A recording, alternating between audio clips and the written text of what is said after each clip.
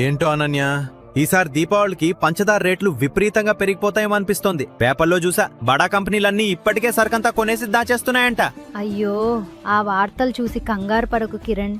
అదంతా పెద్ద కంపెనీలు క్రియేట్ చేసిన కృత్రిమ భయం అంతే. గవర్నమెంట్ ఆల్రెడీ రంగంలోకి దిగి ఆ ప్రాబ్లంను క్లియర్ చేసింది తెలుసా? అవునా? ఏం చేసింది? అదేం లేదు, ఈ కూల్ డ్రింక్స్ స్వీట్లు చేసే పెద్ద కంపెనీలు పండుగ టైంలో ఎక్కువ రేట్లకు అమ్ముకోవచ్చని నెలల తరబడి సరుకును గోదాముల్లో నిల్వ చేశాయి. అది కనిపెట్టి ప్రభుత్వం వెంటనే నిబంధనలు మార్చేసింది. మీ దగ్గర 30 రోజుల సరుకు ఉండటానికి వీల్లేదు, 15 రోజులకు మించి నిల్వ ఉంచకూడదు అని ఆర్డర్ వేసింది. ఓ, అంటే దాచిపెట్టిన సరుకంతా బయటికి తీసి మార్కెట్లోకి పంపక తప్పలేదన్నమాట. Yeah, exactly. దానివల్ల నిల్వలు మళ్లీ మన ఊరి షాపుల్లోకి వచ్చేశాయి. పైగా మన దగ్గర ఆల్రెడీ 3.5 మిలియన్ టన్నుల ఎక్స్ట్రా పంచదార ఉంది. వచ్చే నెల కొత్త పంట కూడా వస్తోంది.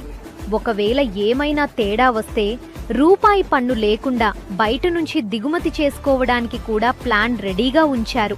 అది సరే, మరి మన దగ్గరుండే చెరుకు రైతుల పరిస్థితి ఏంటి? వాళ్ళకి రావాల్సిన డబ్బులు వస్తున్నాయా? వస్తున్నాయి, పైగా చాలా బాగా జరుగుతోంది. రేట్లు స్థిరంగా ఉండటంతో మిల్లుల దగ్గర మంచి క్యాష్ ఉంది. దాంతో రైతులకు ఇవ్వాల్సిన ఎఫ్ఆర్పి బాకీలను పండుగకు ముందే నేరుగా వాళ్ల బ్యాంక్ ఖాతాల్లోనే వేస్తున్నారు. హబ్బా, భలే కుదిరిందైతే. ఒకవైపు మన బడ్జెట్ సేఫ్, ఇంకోవైపు రైతులు కూడా టైంకి డబ్బులు అందుతున్నాయి. అంతేగా, సమయానికి సరైన నిర్ణయం తీసుకుంటే కష్టపడే రైతులకు మంచి జరుగుతుంది. మనలాంటి వాళ్ల వంటగది బడ్జెట్ కూడా ప్రశాంతంగా ఉంటుంది.